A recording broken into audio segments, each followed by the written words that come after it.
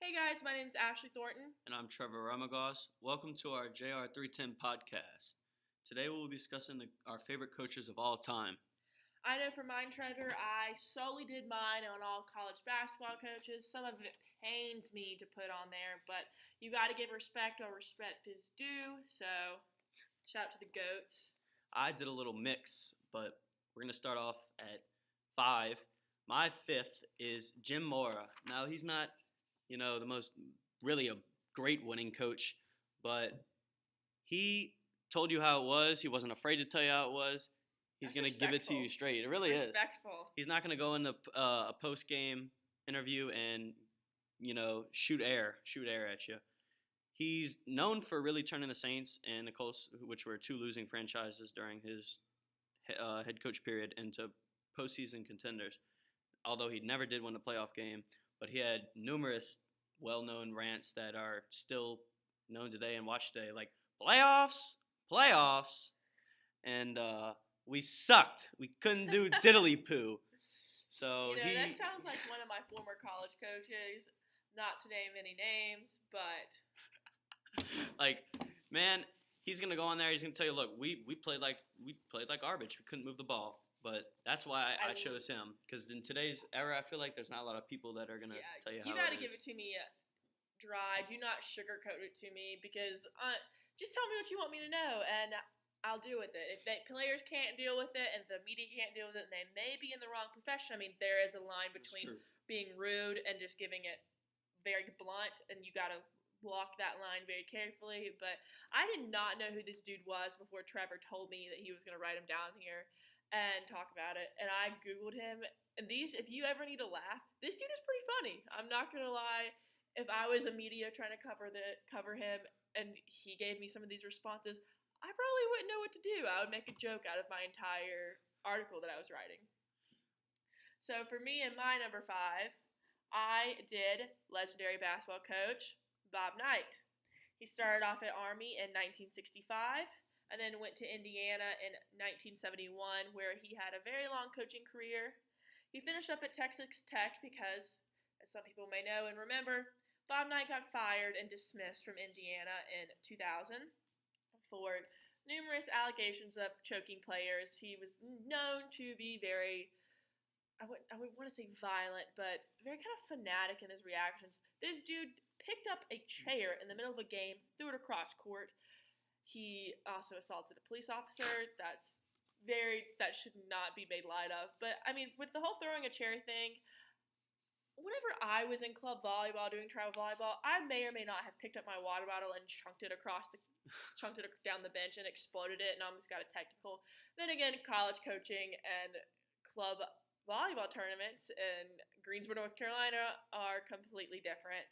So this dude finished with 3-time title winner and a 5-time Final Four appearances. He finished with a 902 to 371 winning record. So this dude, he was a really good coach. He made some mistakes. Kind of cool whenever he finished up at Texas Tech and kind of brought them to be a good college basketball team. When he retired in 2008, his son took over the program. I think that's pretty cool. To do that. So that was my number 5. Trevor, take it away with number 4. So my number 4, we love to hate him, but you gotta respect him. Bill Belichick. Oof, that hurts me coming out of my mouth. But the man is a good coach, despite all of his, scandals, Spygate, Deflategate, ... more. Give credit where credit's due. Come on. Still gotta give the man credit. 304 and 225 record with the Patriots alone. 6-time Super Bowl champion, 3-time AP NFL Coach of the Year. But what really just sets me off about him is he takes people off the streets and turns them into superstars. For example, when the Patriots beat the Seahawks in the Super Bowl a couple years ago, the Seahawks were on the 2-yard line of the Patriots with 30 seconds left, about to score. A guy by the name of Malcolm Butler cuts off a crossing route, intercepts it. The Patriots were probably going to lose. They win. That guy worked at Foot Locker the year before playing with the Patriots. At Foot Locker. Could have walked in and seen him every day in the mall. And he takes just trash men off the street who are receivers and gives them to Tom Brady. Him and Tom Brady somehow make them into superstars who can get 80 yards or 100 yards a game when they need it, despite the fact that, who knows where some of these receivers came from. But that's why I put Bill Belichick on the list, even though I hate the Patriots. Mr. Belichick is a goat of all goat when it comes to football. Let's be honest, this dude will need to have like a third hand for all his rings by the time he one day, maybe soon, probably not retires, because this dude probably has found Please the retire, code to Bill. live, like found whatever it takes to live forever and be immortal. Or when he retires, he'll just move in with Tom Brady. They'll just have an entire house together for all their trophies and rings. They'll probably even share the same bed. Who knows? Sit in the hot tub together. Yeah, sorry if sorry.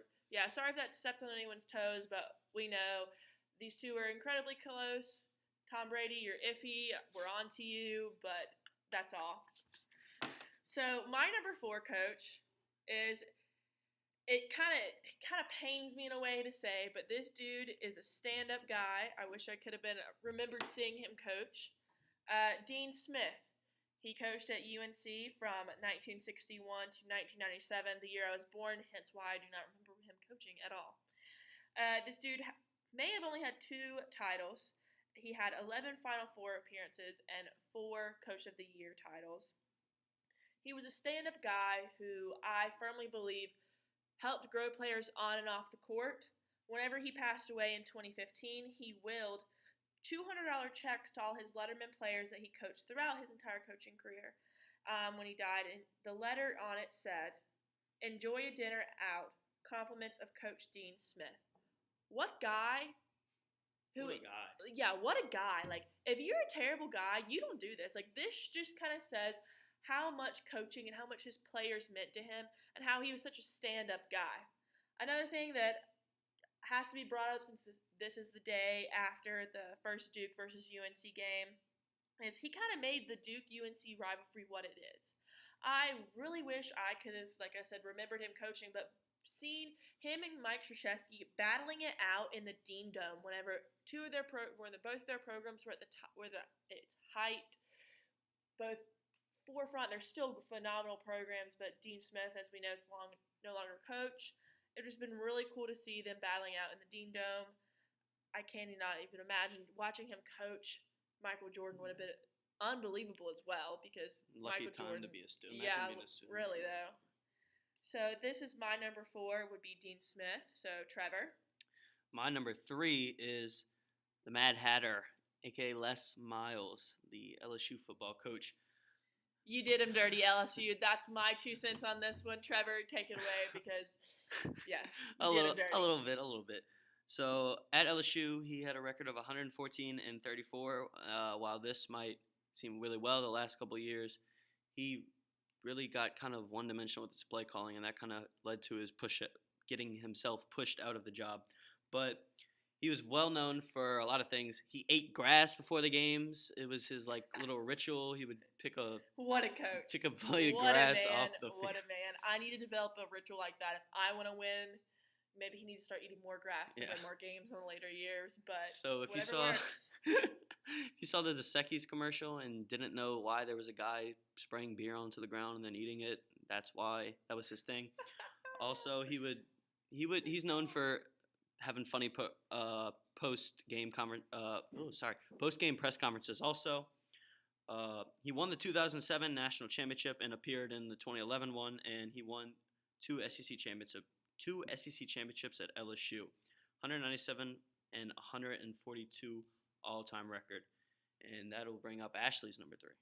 This should be no surprise. If you know me, you know I'm an avid Duke fan. Avid's not even probably in the correct category. Fanatic. So, number 3, Mike Krzyzewski. You may be surprised he's not my number 1, but I have very good reasons behind this. I'm just going to say 5 national titles, 12 Final Four appearances, Coach Hall of Fame, most winningest basketball coach in all of college history. He surpassed that on February 16th of this year. He he's a GOAT. Come on, guys. Like, I know everyone's like, oh, you don't have to be a good coach whenever you're coaching Zion, RJ, Cam Reddish, and Trey Jones. But think about this, guys. He brought a program from literally nothing to a legacy, a dynasty, made it the forefront. Like, there's not a season in college basketball that does not go on where Duke is not one of the most talked about teams. Come on, guys, think about this.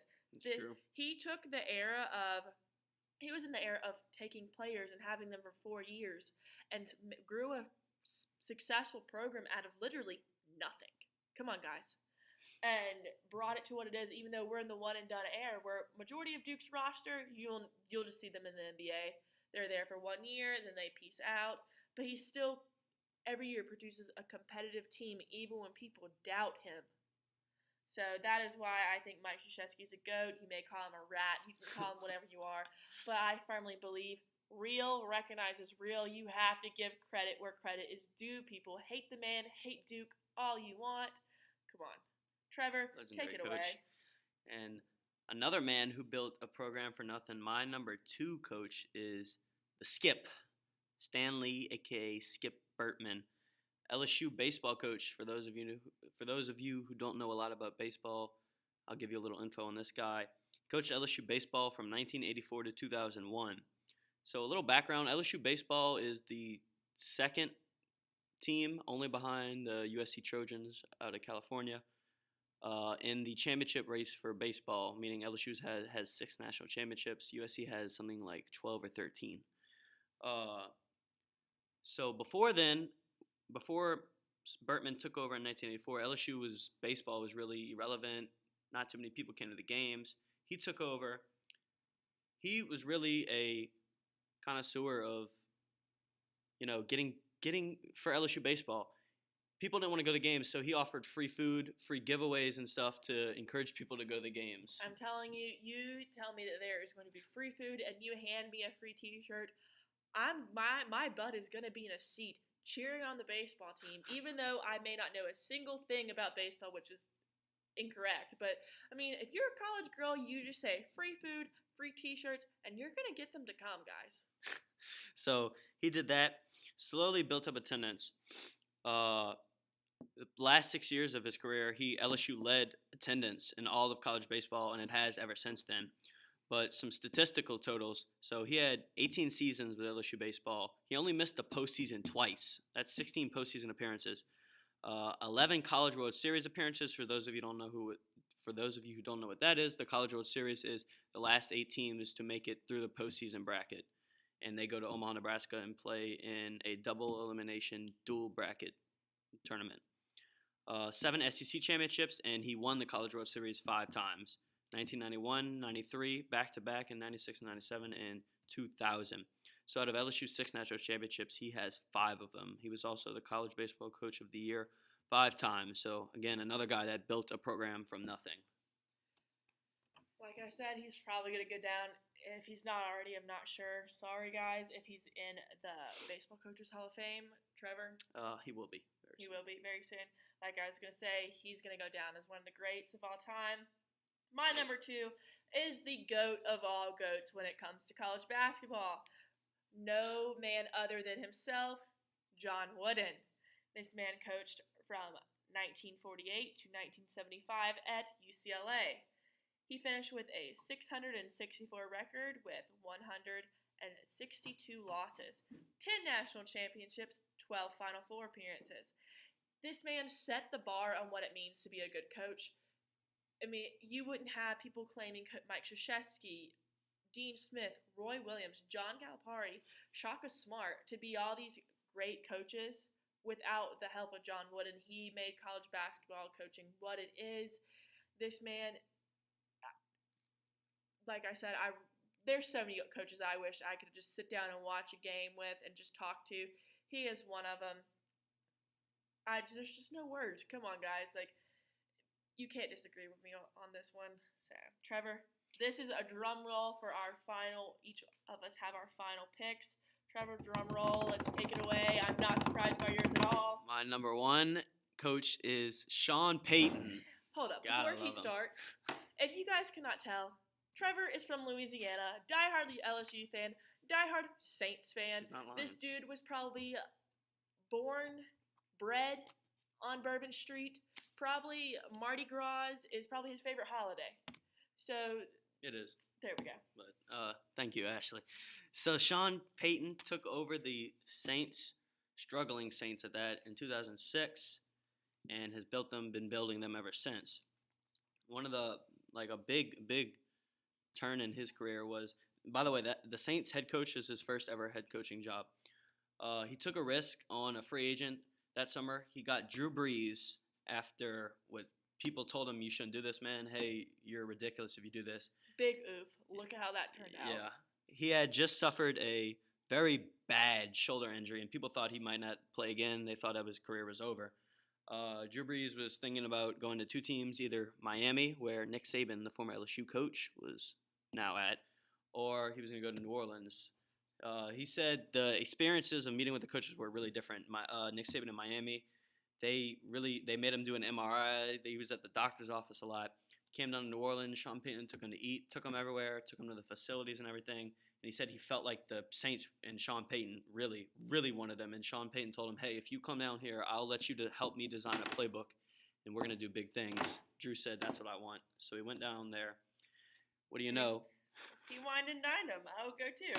Right? So he brings the Saints their first ever Super Bowl, XLIV 2009. But before that, some trials and tribulations. They lost the 2007 NFC Championship, a heartbreaker in Chicago to Chicago. And big asterisk this year, lost in the NFC Championship to the Rams. I'll never get over that. I feel for you on that one, Trevor. It kind of reminds me of last year whenever Duke lost to Kansas, and I had to watch Grayson Allen's layup roll and roll and roll in and out of a rim for what felt like, I don't know, probably 15 minutes or 15 years of my life, just for me to end up almost probably in tears. To this day, Trevor, you probably will experience this for many years to come like I am. It's traumatizing. It really is. Like, you want to make me cry or make me angry, you show me a recap of that game and show me that little clip of that ball just going in and out. There's gifs about it and gifs about it. Like, however you say it, gif, whatever it is. It's infuriating, guys. Really but continue, Trevor. Sorry. So last couple things about him. 126 and 80 at New Orleans. That's a 61.2% win percentage. 8-6 in the postseason. And another big thing, he showed you can win with a short quarterback. Drew Brees can barely see over the line of scrimmage, yet he still sets so many records. More passing yards than one Tom Brady. Also, Sean Payton's rare offensive scheme. He doesn't rely heavily on either a pass or a run game. Really, he does a lot of dink and duck, short passes, throwing it to behind screens, and lets skill players get in the open field like this year, Alvin Kamara. But enough about Sean Payton. Ashley, let's see who your number one is. This may come as a surprise for some people, but if you know me, you know I'm passionate about college basketball. It's a great choice. You know I'm passionate about women's rights and women's sports. So I'm going with no one other than the GOAT herself. May she rest in peace, Pat Head Summitt. This woman, she coached at University of Tennessee, Knoxville from 1974 to 2012. Fun fact, Trevor, did you know in 1974 she was actually hired as a grad assistant? 2 weeks after her accepting this position, the UT Knoxville head coach was fired and thus created the pathway for the dynasty of Pat Summitt. Big P. Yes, Pat. We back Pat. For a long time, she held the record for the most winningest basketball coach in Division I history, men and women's, with 198 wins. This was later passed on March 17th in 2018 by no man other than himself, Mike Krzyzewski. Mike Krzyzewski, very honored, he said, to do that, to pass that, because Miss Summitt was such a great coach. She finished with 8 national titles and 18 Final Fours. I don't care what you say. You may say Gino or Emma is the best college women's basketball coach. If you read Pat Summitt's book, Sum It Up, you understand Gino, you are a dirty, dirty, dirty recruiter. I respect you in your game, but your tactics, they're dirty, so kind of takes away from your credibility. But that's just me. And they also had, when they used to play each other. Oh, they got into it. Yeah, they told them they couldn't play anymore for a couple of years. Yeah, they finally just renewed that. They finally just renewed that, and Pat Summitt, or the Lady Vols, are now coached by Holly Warwick. I'm pretty sure that's her name. She was She was Pat Summitt's assistant coach for many years. She played under Pat Summitt. A really cool Pat Summitt fact is everyone knew her to be so, how do you describe her, like intense on the court and off the court. She was constantly yelling. She would tell you what she thought. I respect that. And if you were not giving 100% of your at best effort to her, she would call you out on it. But she also deeply cared about her players. She had a 100% graduation rate of players who used all of their eligibility. Not many coaches can say that at all. That's a really cool fact. She really wanted and pushed players to be their best, and she wanted them to succeed on and off the basketball court. She said it's not always about winning; it's about developing these players into fine young women who are able to function in society. And she did that. She has a huge coaching tree. Last time I checked, she had over 90 of her former players coaching. Her son even is was a women's basketball coach. You might want to read up on that scandal. It's kind of juicy. That's just me. Gonna make you a little jealous. I've been lucky enough to see her coach against LSU women's basketball team multiple times. Chills. I've always loved her. She's one of the only college basketball coaches to have not one, but 2 courts named after her. She has one named after her at, of course, UT Knoxville, and then at UT Martin, her alma mater, where she played for 4 years. She has a court named after her there as well. Why don't you just remind him one more time how many Final Fours she made? Because that's like ridiculous. Let me repeat this: 18. 18. Come on, guys. That's a goat. Yes. That's a great. So I just get chills thinking about this woman. Obviously, love her to death. Wish if you, Trevor, every person who loves journalism and is passionate about journalism, or just anyone in general, wants to have that one, or there's a couple people that they want to sit down and get to know and interview. She's easily top 5, top 3 for me right there. Especially now that she passed away, she's, as you can tell, starstruck. I'm fangirling over Pat Summitt right now. But that's all from Trevor and I for our JR310 podcast. Check us back here next time, and we'll be talking about something else. Who knows? Bye, guys.